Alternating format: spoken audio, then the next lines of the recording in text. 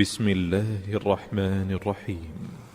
يا أيها الذين آمنوا لا تتخذوا عدوي وعدوكم أولياء تلقون إليهم بالمودة وقد كفروا بما جاءكم من الحق يخرجون الرسول وإياكم أن تؤمنوا بالله ربكم إن كنتم خرجتم جهادا في سبيلي وابتغاء مرضاتي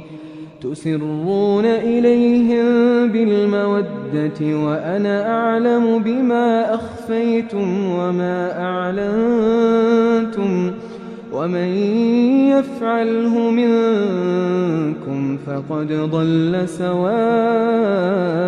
السبيل إن يثقفوكم يكونوا لكم أعداء ويبسطوا إليكم أيديهم وألسنتهم بالسوء وودوا لو تكفرون لن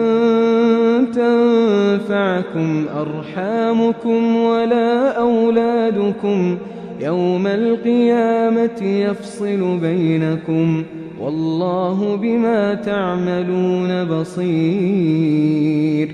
قد كانت لكم أسوة حسنة في إبراهيم والذين معه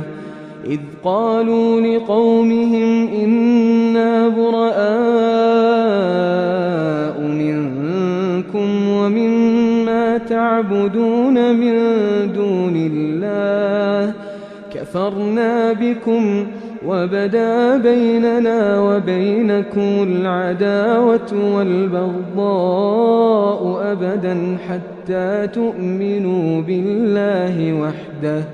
إلا قول إبراهيم لأبيه لأستغفرن لك وما أملك لك من الله من شيء ربنا عليك توكلنا وإليك أنبنا وإليك المصير ربنا لا تجعلنا فتنة للذين كفروا واغفر لنا ربنا إنك أنت العزيز الحكيم. لقد كان لكم فيهم أسوة حسنة لمن كان يرجو الله واليوم الآخر ومن يتول فإن الله هو الغني الحميد. عسى الله أن يجعل بينكم وبين الذين عاديتم منهم مودة والله قدير والله غفور رحيم. لا ينهاكم الله عن الذين لم يقاتلوكم في الدين ولم يخرجوكم من دياركم أن تبروهم وتقسطوا إليهم إن الله يحب المقسطين. إنما ينهاكم الله عن الذين قاتلوكم في الدين وأخرجوكم من دياركم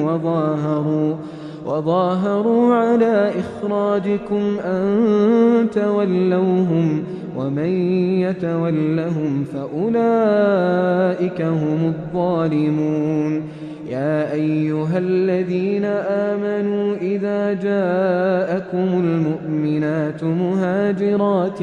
فامتحنوهن الله أعلم بإيمانهن فإن علمتموهن مؤمنات فلا ترجعوهن إلى الكفار لا هن حل لهم ولا هم يحلون لهم وآتوهم ما أنفقوا ولا جناح عليكم أن تنكحوهن إذا آتيتموهن